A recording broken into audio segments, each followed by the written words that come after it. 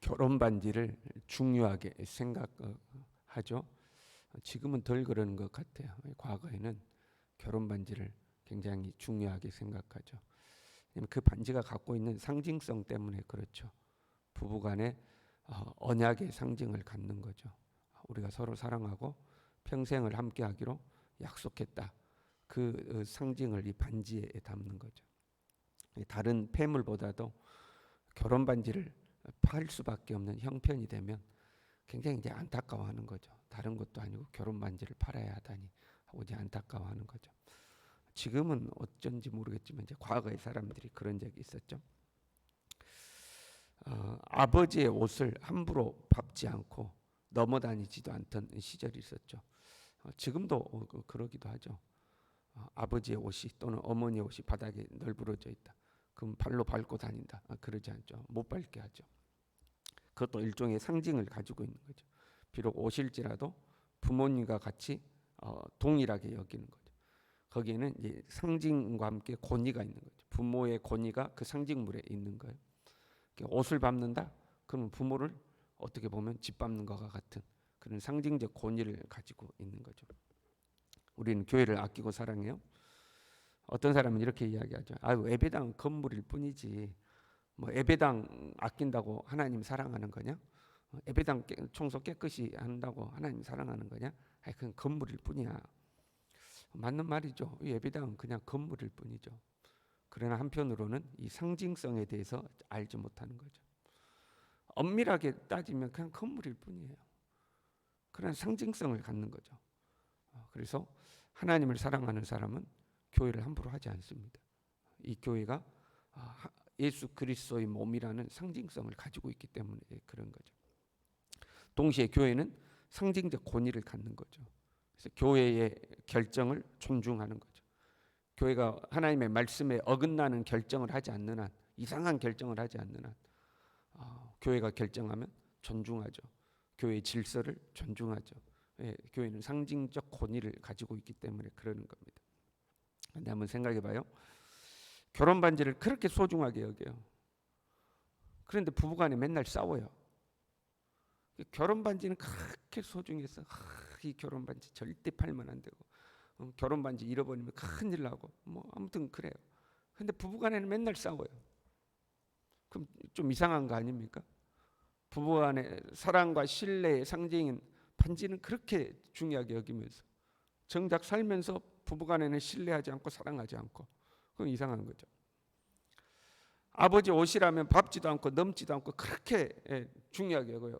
어떻게 옷을 밟냐 하고 이제 절대 옷 밟으면 안 돼. 그런데 아버지 말은 안 들어요. 아버지한테 대들고 반항하고. 그 이상한 거 아닙니까, 여러분? 우리는 예배를 중요하게 생각해요. 어떤 사람이 그런 사람이 있다고 생각해봐요. 절대 예배 빠지면 안 돼 말이에요. 예배 빠지면 큰일 나. 예배 시간 절제히 지켜야 돼요. 예배 지각 어떻게 하나님 앞에 예배드리는데 지각을 하느냐. 절제 예배 시간 지키고 철제 예배 지키고 이건 바람직한 거죠. 하나님 앞에 사실 우리가요 너무 편하게 경건 생활을 하는 거예요. 만약 진짜 하나님이 이 자리에 와 계신다, 뭐 지각을 하겠습니까? 뭐 예배 시간에 핸드폰을 하겠습니까? 큰일 날 일이죠. 그냥 그런 어떤 하나님의 현존하심에 대한 인식이 별로 없이 우리가 신앙생활할 때가 많이 있어요. 근데 아무튼 예배 시간을 그렇게 철저하게 중요하게 써요. 그런데 정작 예배를 드릴 때는 꾸벅꾸벅 졸아요. 예배 시간 핸드폰이에요. 그 이상한 거 아닙니까, 여러분? 예배 절대 빠지면 안 돼. 예배 한번 빠지면 큰일 나. 집안이 난리가 나요. 근데 예배 시간에 정작 졸아. 그 이상한 거죠. 상징이라는 것은 일종의 대용품이죠. 반지가 부부간의 언약과 신뢰를 상징하는 거잖아요. 언약과 신뢰, 부부간의 어떤 관계를 대신해서 상징하고 있는 거잖아요. 일종의 대용품이잖아요.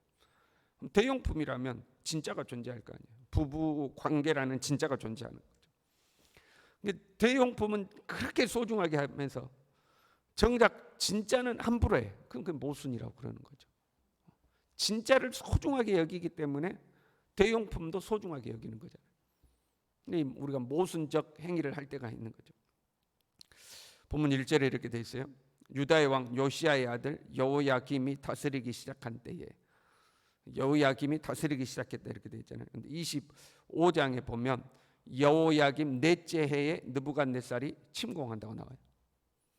그러니까 느부갓네살이 침공하기 3-4년 전입니다.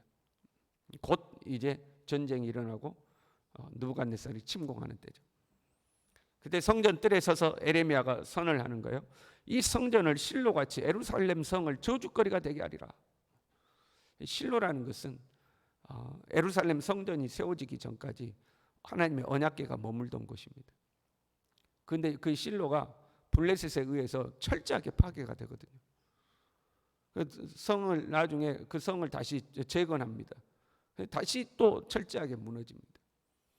실로같이 되리라 하는 것은 그 실로같이 완전히 이거 멸망하고 무너진다, 이제 그런 의미예요. 그 예언의 말씀을 듣고 에레미야를 체포했습니다. 제사장들과 선지자들이, 소위 선지자들이죠.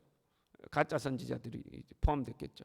이들이 에레미야를 붙잡고 에레미야를 죽이려고 한 거죠. 하나님의 도성을 모욕한 죄다. 하나님의 성전을 모욕하고 하나님의 도성 예루살렘을 모욕한 죄다. 왜? 하나님의 도성은 상징적인 거예요. 하나님 나라라는 상징성을 가지고 있는 거죠. 하나님 나라의 상징성을 가지고 있기 때문에 상징적 권위 또한 가지고 있는 거죠.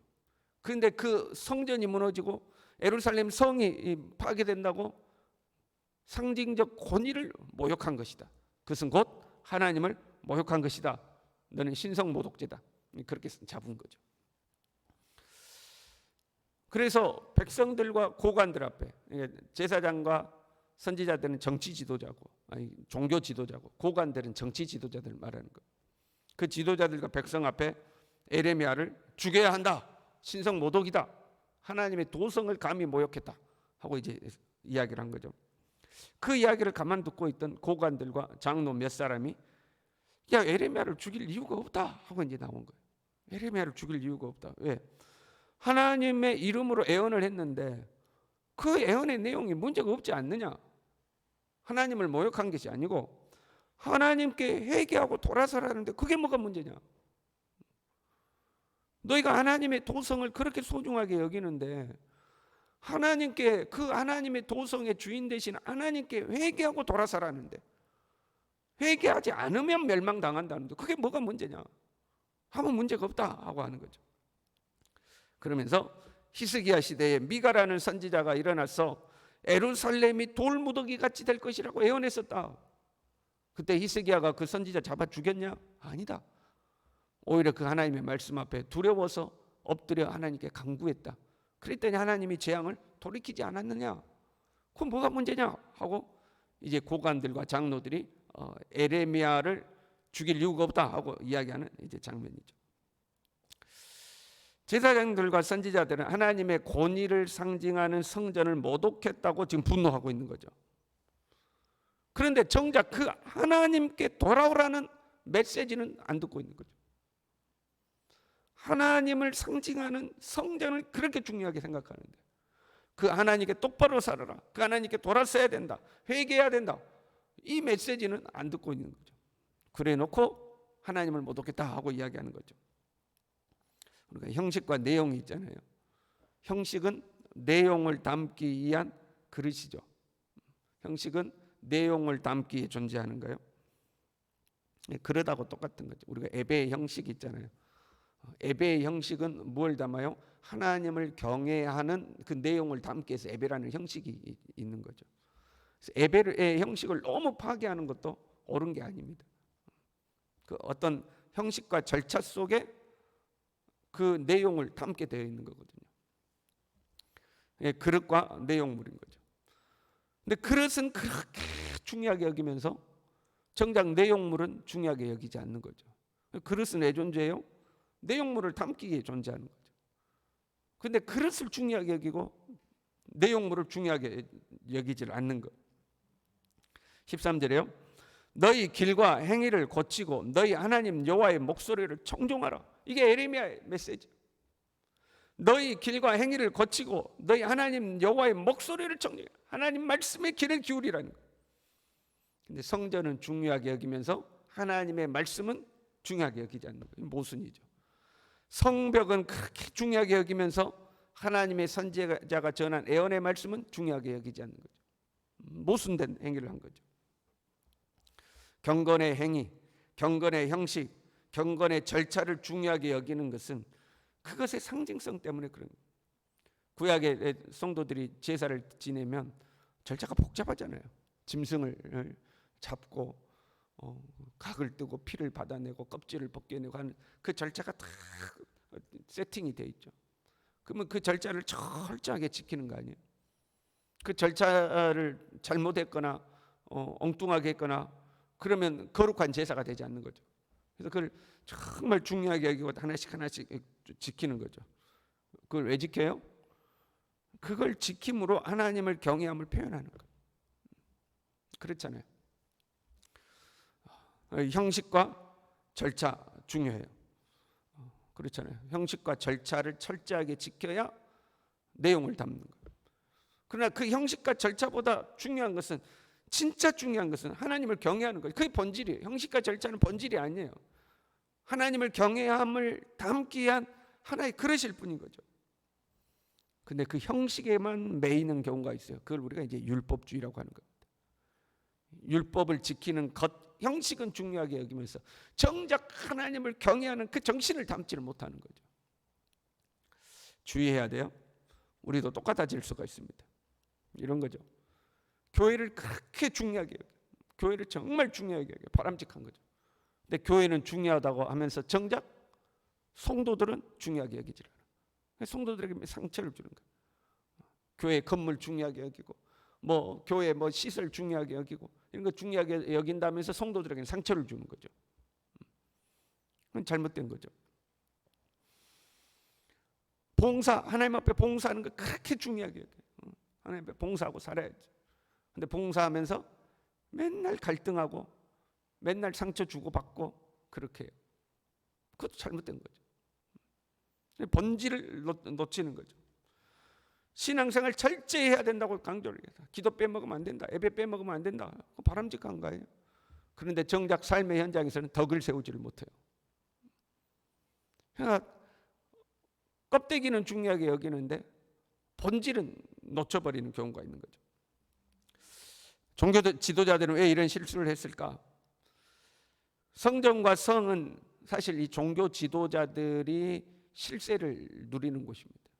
성전에서는 제사장들이 최고 아닙니까? 성전이 망한다고 하는 것을 자기들이 망한다는 것으로 듣는 거죠. 너희 하나님의 권위에 도전했어라고 말하지만 실상은 자기 권위에 도전했다고 생각하고 있는 겁니다. 하나님의 이름을 빌어서 너 지금 하나님을 모독하고 있어라고 이야기하지만 정작 자기 자존심이 지금 상한 거예요. 그래서 에레미야를 잡아 죽이려고 하는 거죠. 항상 중심에 내가 있으면 우리는 실수하는 거예요. 하나님의 영광을 위하여, 하나님을 위하여 이런 소리를 하지만 정작 자기 자신을 위한 거예요. 우리가 그런 실수할 수 있어요. 그러면 하나님이 뭐가 되겠느냐라고 이야기하지만 본심은 나한테 있는 거예요. 본심은 내 자존심 지키고, 본심은 내 체면 지키고, 본심은 내가 좀 더 편해야 되고, 나한테 유익이 와야 되고, 내가 손해봐서는 안 되는 거죠. 그런데 이야기하기를 하나님의 영광을 위해서라고 이야기하는 거죠. 너 지금 하나님의 영광을 가렸어, 하나님을 못 오겠어라고 이야기하지만 사실은 자기 기분이 나쁜 거예요. 자기 자존심이 상한 거예요. 내가 중심에 있으면 우리도 똑같은 실수를 하는 거죠. 내가 아니라 철저하게 하나님을 생각할 수 있어요. 그래야 우리는 본질을 놓치지 않게 되는 거죠. 저와 여러분이 내 스스로도 내 자신을 속여서 하나님을 위한다고 하면서 정작 내 체면과 내 자존심과 내 이익을 생각하는 사람이 아니라 진심으로 하나님을 생각하는 사람, 이렇게 하면 하나님께 영광이 되겠는가 되지 않겠는가, 하나님의 뜻에 합당한가 합당하지 않는가, 정말로 하나님을 생각하는 저와 여러분이 될 수 있기를 바랍니다. 기도하겠습니다. 하나님 아버지, 주님을 사랑한다고 하면서 정작 주님께 덕이 되지 않고 주님께 기쁨이 되지 않는 말과 생각과 행동을 하고 살아가는 어리석음을 범하지 않도록 나를 내려놓고 철저히 주님을 위하는 하나님의 사람으로 살아갈 수 있도록 우리 모두를 붙들어 주시옵소서. 예수님의 이름으로 기도 올리옵나이다. 아멘.